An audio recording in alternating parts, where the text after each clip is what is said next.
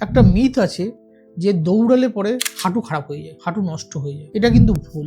দৌড়ালে পরে হাড় যেমন শক্ত হয়, হাড়ের মাসেলগুলো শক্ত হয়। খারাপ কখন হয় জানেন? যখন ব্যাড টেকনিক, ভুলভাবে দৌড়ানো হচ্ছে, ভুল পশ্চারে দৌড়ানো হচ্ছে। যতটা বডিতে দৌড়ানোর ক্ষমতা আছে তার থেকে বেশি দৌড়ে নিলাম তাড়াতাড়ি গোল অ্যাচিভ করার জন্য। ঠিকঠাক জুতো পরা হলো না, ফলে দৌড়ানোটা যেভাবে সাইন্টিফিক্যালি সেভাবে পারা যাচ্ছে না, তখন হাঁটু খারাপ হবে বা জয়েন্ট খারাপ হবে। বা যিনি দৌড়ানোর জন্য ফিট নন, আর্থ্রাইটিক জয়েন্ট বা ওভারওয়েট পেশেন্ট, হাঁটা বা দৌড়ানো কোনোটাই খারাপ না, দুটোই এফেক্টিভ। আপনার কি দরকার, আপনার বডি বিল্ড কেমন, আপনি নতুন এক্সারসাইজ শুরু করেছেন না অনেক দিন ধরে করছেন, আপনার জয়েন্টগুলো কেমন, আপনার অন্যান্য অর্গানগুলো কেমন, সেটার উপর বেস করে আপনার যে ফিজিশিয়ান বা ট্রেনার তিনি ঠিক করে দিতে পারবেন। তিনি আপনাকে গাইড করতে পারবেন যে আপনার জন্য হাঁটাটা ভালো ব্যায়াম নাকি দৌড়ানোটা। যার যেটা দরকার তিনি সেটা করলেই ভালো থাকবেন। উল্টোটা করলে হয়তো সেই গোলটাও অ্যাচিভ না করতে পারেন বা ব্যথা বেড়ে যেতে পারে, পার্মানেন্ট ড্যামেজ হতে পারে।